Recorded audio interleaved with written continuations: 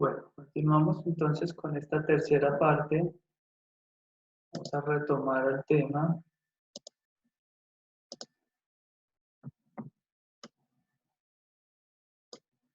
Entonces, decíamos que son prestaciones que se cobran con el desarrollo de obras del Estado a aquellas personas que se benefician de las mismas. ¿Cuál es la más común y tristemente célebre en la ciudad de Armenia?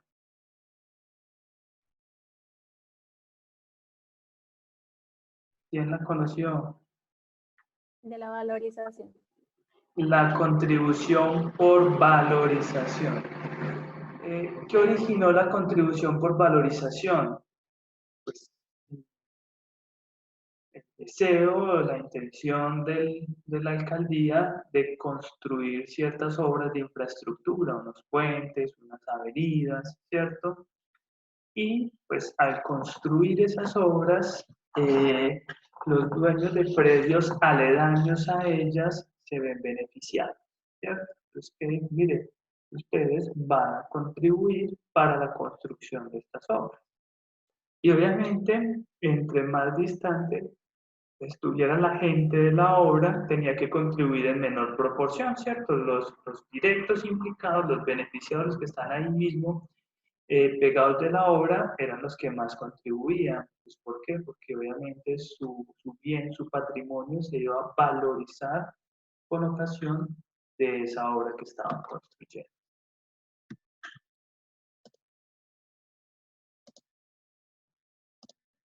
Muy bien. Surgen de la realización actual o potencial, o sea, o a futuro de obras públicas o actividades estatales de interés colectivo donde debe existir un beneficio.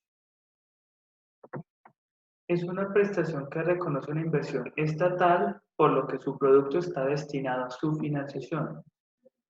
Digamos que ese fue el problema de la valorización en Armenia, ¿no?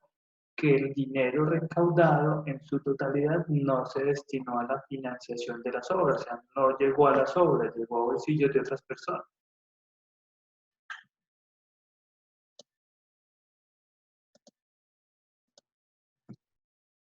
La prestación a cargo del contribuyente es proporcional al beneficio obtenido. Entonces, sí hay un beneficio, pero es proporcional, es lo que les decía ahora. Por eso las personas que están más cerca de la obra tienen que pagar más contribución y las que están más lejos pues, pagan menos. Porque lo que pagamos debe ser proporcional al beneficio obtenido y no todos obtenemos el mismo beneficio. El obligado tributario no tiene la opción de negarse.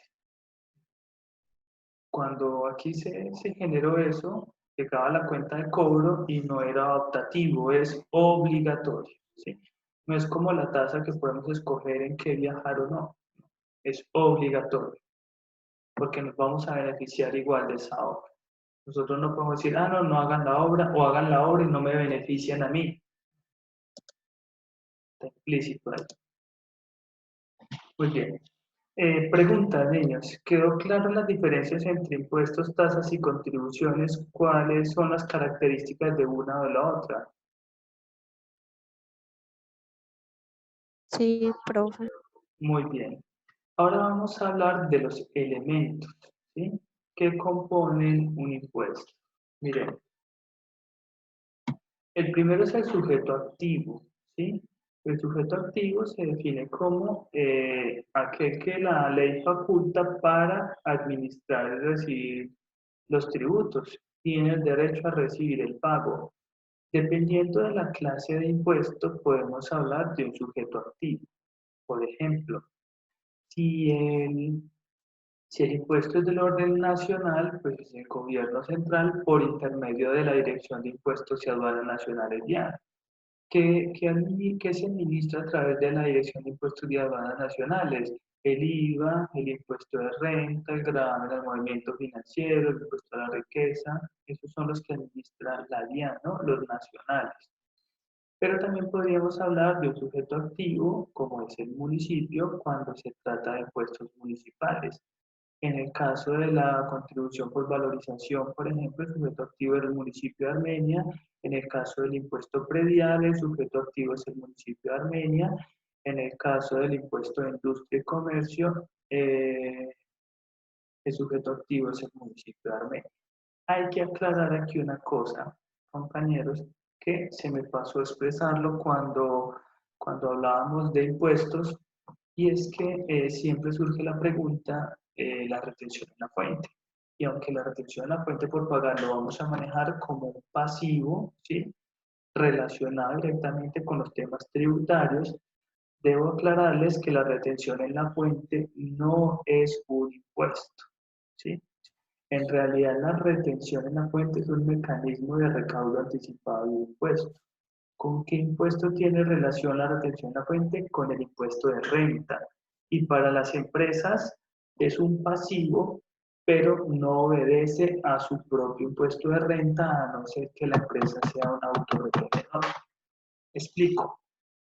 El impuesto de renta grava la renta, se asemeja a utilidades que genera la empresa en un año, ¿sí?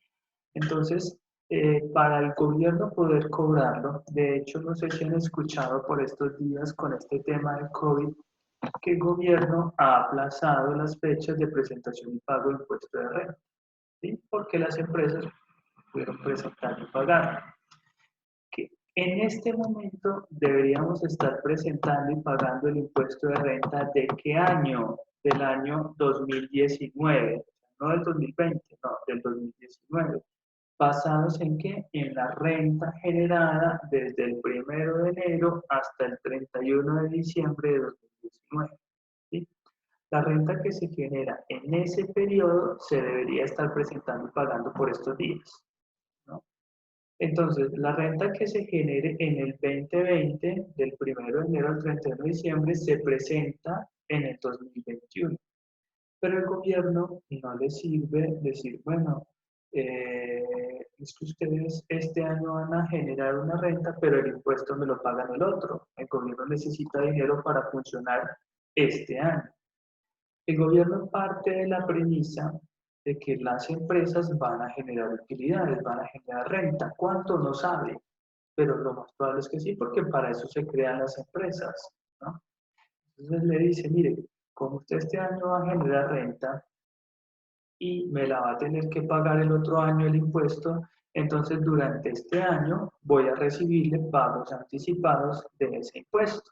Y el año entrante, cuando me presente el impuesto, de lo que me tenga que pagar, se descuenta esos pagos anticipados. Pues en realidad esos pagos anticipados se llaman retención en la fuente y no son voluntarios, sino que son obligatorios por medio de sus clientes. Cuando yo le compro a alguien, como soy yo el que tengo que pagarle, lo que hago es que de lo que le tengo que pagar, le retengo el dinero. O sea, una parte de ese pago no se lo entrego. Digo, mire, esto que me quede es dinero suyo, pero se lo voy a anticipar de impuesto al Estado, porque el Estado lo obliga. Cuando las empresas se quedan con la retención en la fuente de un proveedor, es porque se lo van a entregar al Estado y es impuesto, pero de ese proveedor, no de la empresa que yo represento. Es anticipo el impuesto de ese proveedor. ¿Listo? Entonces lo vamos a manejar, igual lo vamos a ver en la práctica. ¿Quién es el sujeto pasivo? Es el contribuyente, la persona natural o jurídica que está obligada por ley a realizar el pago. Entonces, por ejemplo, nosotros, yo creo que todos hemos sido sujeto pasivo de impuesto a las ventas, del IVA, ¿no? Cuando lo pagamos, cuando contribuimos, somos el sujeto pasivo, o sea, somos una persona que tiene que pagar el impuesto.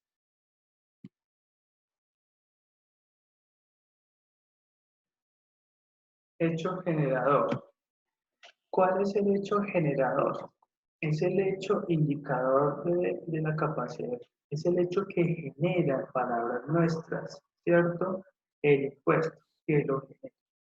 Por ejemplo, en las ventas, comprar bienes grabados es el hecho que genera el impuesto, ¿cierto?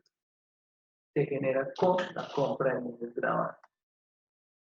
Pero hay otro que es el hecho imponible.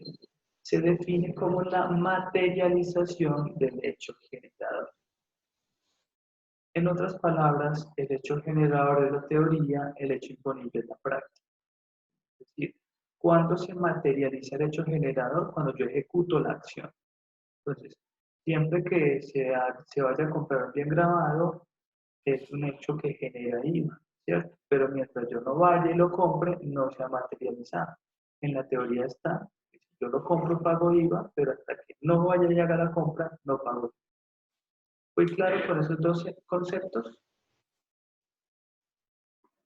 Niños, ¿están ahí todavía? Profe, profe, yo tengo una pregunta, no me Sí. quedó tan claro.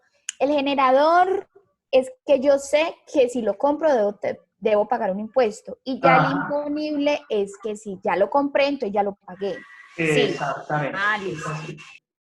Es así, tal cual. El hecho general es que tú sabes que está ahí si lo haces, ¿no?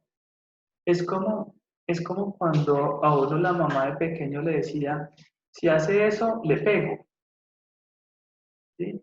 Ya vería uno si materializa la pena. En la teoría estaba la amenaza, Muy pero, bueno.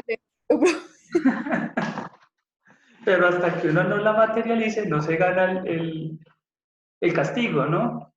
Por así llamarlo, para hacer un paralelo entre estas dos circunstancias, ¿no?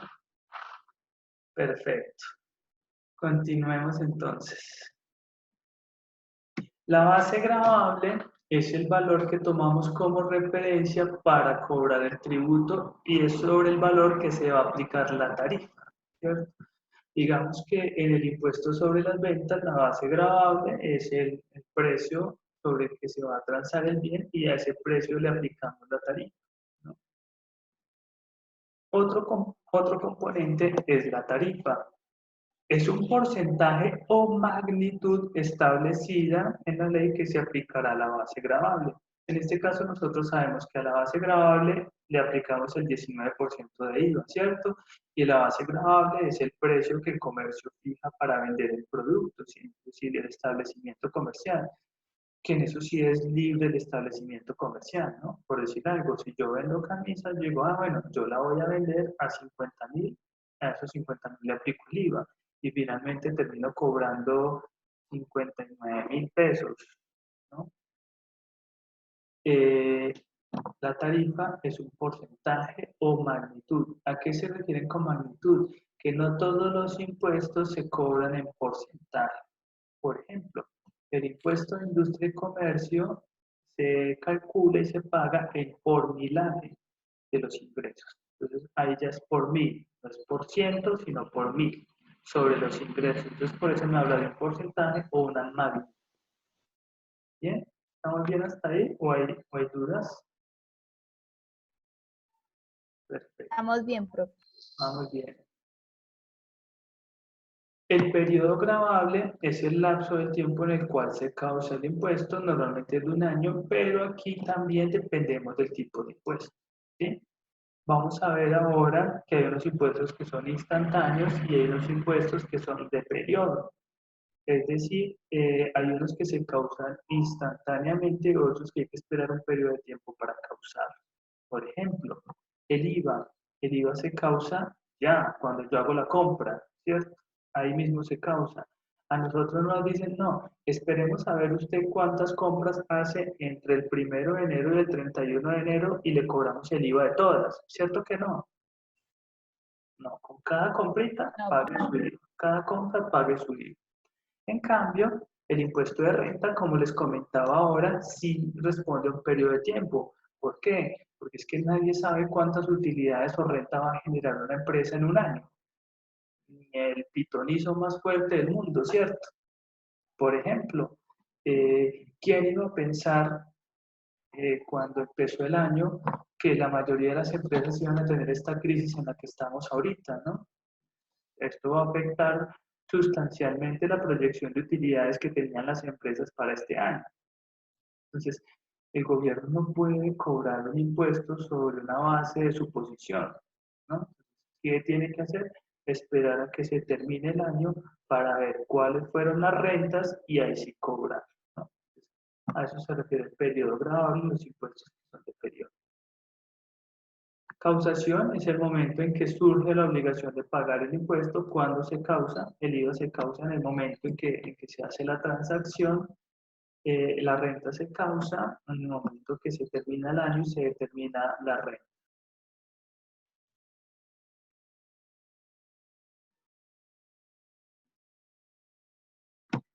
Sujeto jurídico es la persona natural o jurídica sobre quien recae el deber de declarar. Es el declarante, ¿sí? Cuando tenemos que declarar un impuesto.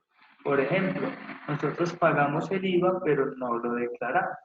En realidad, ¿quién declara ese IVA que nosotros pagamos? La empresa que lo recauda. Voy a poner el ejemplo, y me disculparás María Camila si pongo de ejemplo la empresa para la que tú trabajas, pero como hablamos casi siempre de supermercado, pues hay que ponerlo de ejemplo. El supermercado recauda el IVA que la gente paga, ¿cierto? Y cada 2 meses el supermercado tiene que declarar ese IVA ante la DIAN mediante un formulario de IVA, ¿sí? Entonces, en ese momento, el sujeto jurídico es el supermercado, ¿cierto? Porque es sobre quien recae el deber de declarar. Ahora, en el impuesto de renta, ¿quién va a ser el sujeto jurídico? Aquellos obligados a declarar impuesto de renta. Por ahora, independiente de si lo tienen que pagar o no. El mero hecho de tener que declarar, así no de lugar a pago, ya los convierte en un sujeto jurídico, ¿sí? ¿Y quién es el sujeto económico? Pues es la persona que soporta el peso económico, es decir, que lo paga. Retomemos el caso del supermercado. Y es algo que yo les decía mucho a veces a personas, comerciantes, que me decían, Harold, pero es que mira, a mí me preocupa si me pasan a un régimen común, cuando se hablaba de régimen común y no de responsable o no responsable, me preocupa que me pasen al régimen común porque es que a mí me va a tocar pagar más impuestos.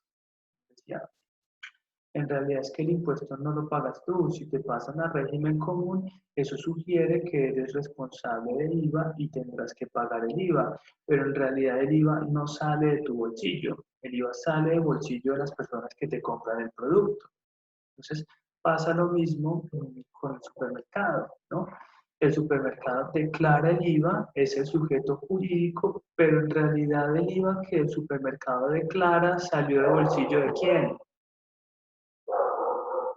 De los De clientes, los clientes.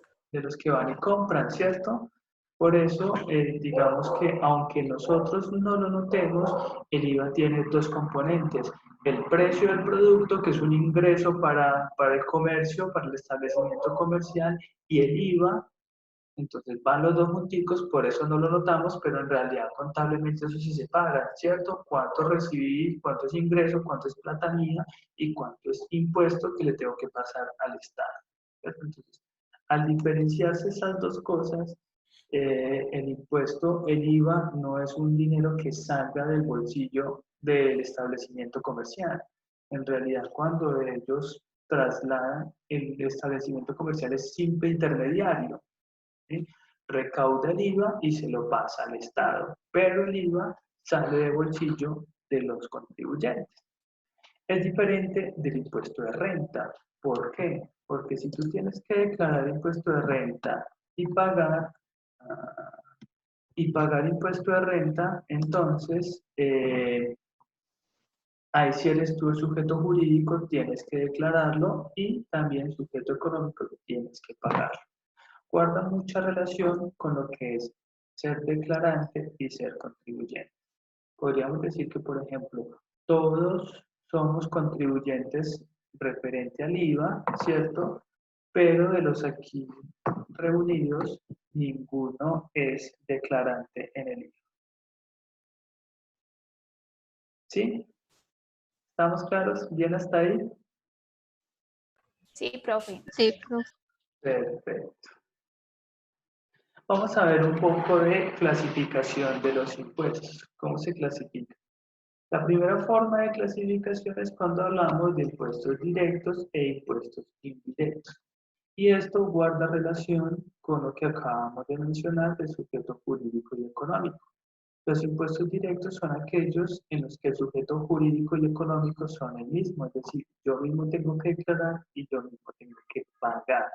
Son directos. Ejemplo, impuesto directo es el impuesto de rentas, el impuesto de industria y comercio, donde yo como persona natural o jurídica soy el obligado a declarar y donde esa declaración genere un pago, pues yo mismo tengo que pagar. ¿Sí? O sea, yo directamente me relaciono con el Estado. Mire, este es mi impuesto, esta es mi declaración y tenga el dinero. En cambio, los impuestos indirectos son aquellos donde el sujeto jurídico es diferente del económico, como el IVA. Yo soy el que pago el IVA, pero lo declara otra persona. Entonces, son indirectos porque el dinero llega al Estado por medio de intermediarios. ¿Sí? Yo se lo entrego al establecimiento de comercio y el establecimiento de comercio se lo entrega al Estado. Lo declara y se lo entrega al Estado. Otro ejemplo de impuesto indirecto puede ser el gravamen a los movimientos financieros, más conocido como 4 por mil. Porque ¿quién le declara el 4 por mil al Estado? Pues la entidad financiera, ¿no? Pero ¿a quién se lo descuentan del banco? Finalmente es un impuesto mío, pero que se paga a través del banco. Yo por ahí en el fondo escucho como a Luis, pero yo no sé si iba a preguntar algo. Luis, ¿tienes alguna pregunta para nosotros? No, qué pena. Estaba levantando mi hija. Ah, bueno. Bueno, les voy a pedir disculpas por el ruido. Es que desafortunadamente cambiaron los horarios de recolección de basuras y ahora está pasando muy temprano en la mañana y justo nos coincide con esto y definitivamente esas cornetas son aterradoras. Eh, voy a tratar de les continuando con la presentación, esperemos que ya no piten más, por lo menos en lo que resta, para que no los deje sordos. ¿Listo?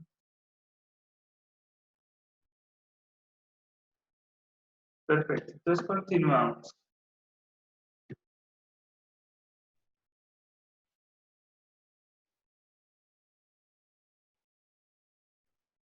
Otra forma de clasificación es entre impuestos personales e impuestos reales.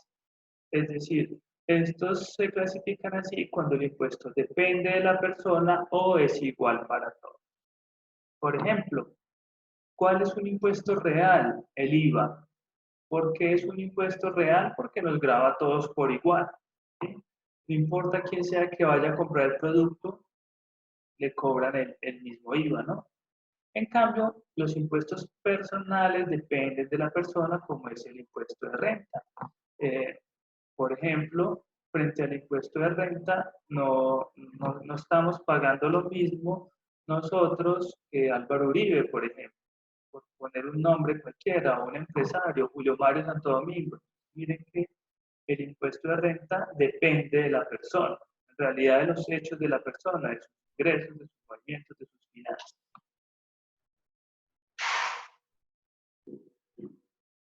Similar a eso son los impuestos objetivos y subjetivos, ¿cierto? Objetivos cuando son iguales para todos, como el IVA, o subjetivos cuando depende del sujeto, como la renta. Depende de la persona.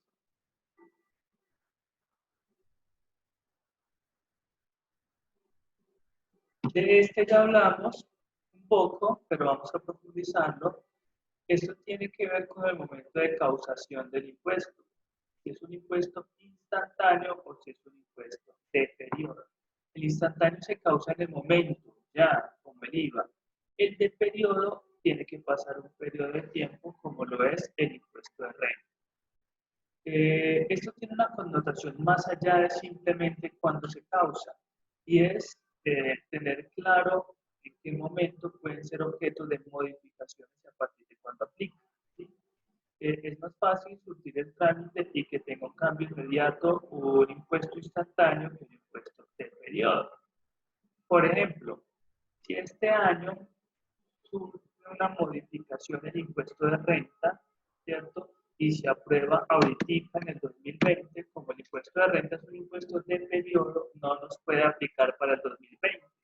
Entonces, digamos que si ahora se hace una reforma tributaria y se cambia la tarifa del impuesto de renta, no puede aplicar para el año 2020, sino que aplicaría para la renta generada en el 2021.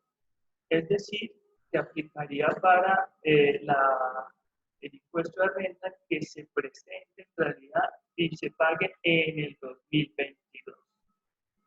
En cambio, si nos dijeran el cambio de IVA, pues podría cambiar el otro mes, porque es un impuesto instantáneo. No nos puede afectar hacia atrás, pero sí hacia afuera.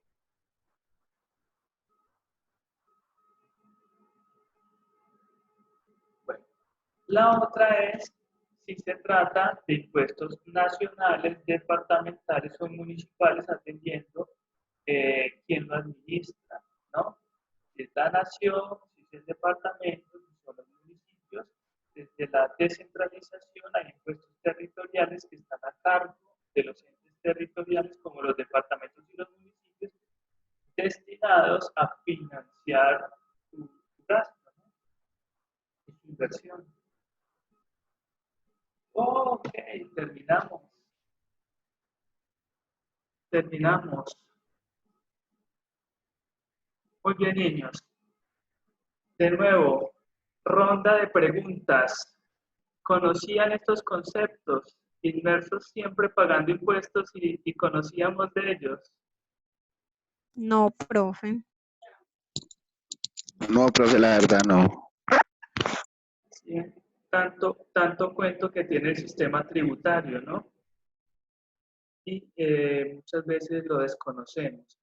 Ahora bien, todos elementos son importantes que los conozcamos desde la profesión porque vamos a tener que ver mucho con impuestos. Mucho es mucho, ¿no? Y primero está conocerlos y luego sí llevarlos como a la práctica. No sé, compañeros, si tienen alguna duda, algún aporte, alguna apreciación, algo que anexar.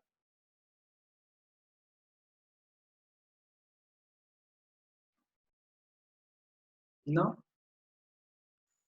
No, profe, porque la explicación estuvo como bien, como desmenuzadita, entonces, pues al menos a mí me quedó claro. No, profe, es que usted es muy buen profesor. Muchísimas gracias, muchísimas gracias. Profe, yo una consulta. Dime. Usted hablaba del tema de las contribuciones porque decía que era, pues, uno hacía una contribución, digamos, para recibir un beneficio, ¿cierto? Entonces, por ejemplo, en el caso de la hotelería que tiene que pagar la contribución al turismo, yo sé que, no, o sea, en ese caso, digamos, ¿qué beneficio estamos recibiendo si nosotros estamos, o sea, yo sé que estamos utilizando un espacio y estamos trayendo gente y todo el cuento para que se beneficien, digamos, de esa hotelería en general? Pero hay que, o sea, ¿por qué hay que pagar entonces esa contribución? Para poder ejercer el turismo. Exactamente. Lo que pasa es que hay una entidad que es Fontur, ¿sí? que es a la que se le paga esa contribución para fiscal. De una u otra forma, ese gremio, esa agremiación, lo que hace es permitir de permitir de cierta forma que se pueda desarrollar el turismo y promociona el turismo nacional, ¿no? Digamos que se están beneficiando de esas actividades que ellos hacen también. Es la forma de verlo. Pues igual, o sea, pero es que ellos no hacen nada, o sea, realmente, o sea, me están cobrando por algo que soy yo el que lo estoy haciendo, o sea, es como el de la tasa, pues que lo tengo que pagar, pero pues por un servicio que ellos me están prestando, pero al final, ¿qué servicio me están prestando? Pero es para que usted como que pueda ejercer. No, yo lo entiendo que es así. El hotel paga para poder que pueda ejercer esa parte. Es una licencia de poder ejercer eso. Okay. Habría que entrar como en la discusión de justicia, ¿no? De qué tan justo es. Sí, total. Pero ya yo tengo una duda con respecto a la declaración de las personas naturales. Dime. Ahora decías que en mayo las personas naturales no declaran, es como en agosto, o eso Sí, tiene algún calendario. las personas naturales declaran en agosto. En este momento estaban venciéndose o debieron aplazar las declaraciones, pero de las personas jurídicas, de las sociedades. Y otra cosa, que algunas personas dicen que uno debería dejar las facturas y uno cuando hace la declaración, por lo menos en el caso de las personas naturales, ese IVA también es descontable, pero yo nunca he podido entender cómo hacen eso. No te entendí la pregunta, ¿me la repites, porfa? O sea, por lo menos cuando uno hace compras, Sí. una persona natural, que debería de guardar las facturas porque se supone que como usted está pagando un IVA, cuando hace la declaración, eso tiene como representa algo en esa declaración, pero yo nunca he podido entender cómo hacen eso. No, mira, lo que pasa es que si eres una persona natural y eres comerciante, pues tendrás que acreditar los costos y gastos en los que incurriste que sean deducibles en impuesto de renta y que tengan relación de causalidad con tu actividad comercial. Eso normalmente aplica el de conservar las facturas para el que es comerciante no responsable de IVA, ¿sí? Es decir, que no tiene que llevar una contabilidad donde se sustente efectivamente sus costos y gastos deducibles. Pero en renta no es el IVA el que se descuente, ¿sí? Sino como costo o gasto. Entonces, ya te doy la palabra, Caterina. Acabo de redondearle aquí a Estela y ya te doy la palabra. Entonces, digamos, tú en la declaración vas a poner unos costos y gastos imputables en una eventual revisión. La DIAN puede decirte, ok, perfecto, si usted me puso en la declaración de renta que tiene tantos costos y gastos, sopórtelos. ¿Sí? ¿Cuál es el soporte de esos costos y gastos? Muestre las facturas y que sean facturas legales y que den procedencia a eso. Normalmente es eso, porque no tiene relación con el IVA. Esperen que se me va a descargar esto, lo voy a conectar. Se me perdió.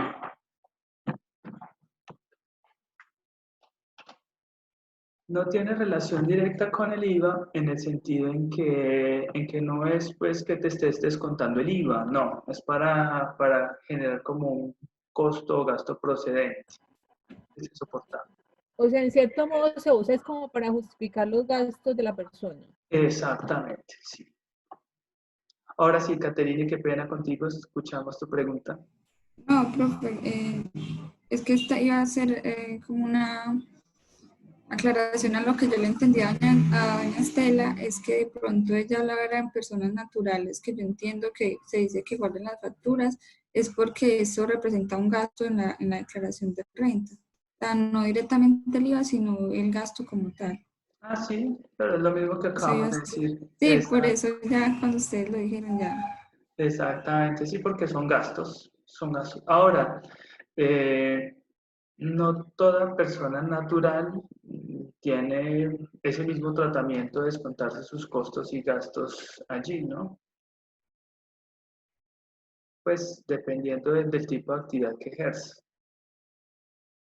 ¿Vale? Muy bien. ¿Qué otra inquietud tenemos? ¿No? ¿Ninguna? ¿Está todo claro? Muy bien, niños. Entonces, no siendo más por ahora, los dejo para que se arrimen a la reja a pedir arepa. Profe, va a dejar taller. Sí.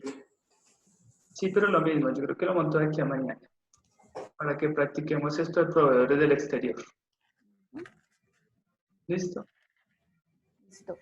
¿Vale, niños?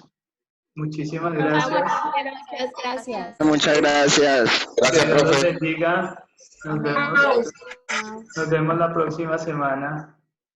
Bueno, chao. Gracias.